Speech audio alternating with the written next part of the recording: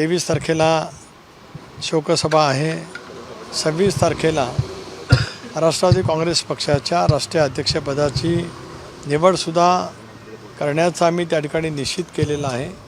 त्या दृष्टिकोनातून आम्ही 26 तारखेला देशांतील आमचे काही प्रतिनिधी, राज्यांतील आमचे विधानसभा, विधान परिषद, लोकसभा, राज्यसभा प्रतिनिधी, अधिक पक्षाचे प्रमुख नेते उपस्थित राहून त्या संदर्भातली जी प्रक्रिया आहे पक्षाच्या घटनेनुसार ती त्या ठिकाणी पार पाडली जाईल. ही बैठक दिल्लीत होणार आहे की मुंबईत होणार? राष्ट्रीय कार्यकारिणीची जी बैठक राष्ट्रीय अध्यक्षासाठी बोलवणार आहात? मी आत्ताच सांगितलं की ती बैठक 26 तारखेला मुंबईत होणार आहे असं मी स्पष्ट सांगितलं.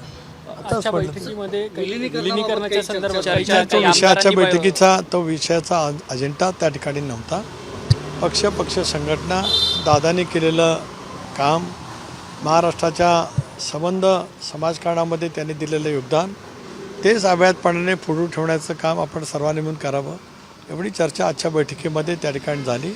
आणि सर्वच आमदारांनी बहिणींच्या नेतृत्वावरती विश्वास दाखवत आगामी कालावधीमध्ये पक्ष संघटना मजबूत करण्याच्या कामामध्ये अधिक झोकून देऊन काम करावं असा निर्धार त्या ठिकाणी व्यक्त करण्यात आला.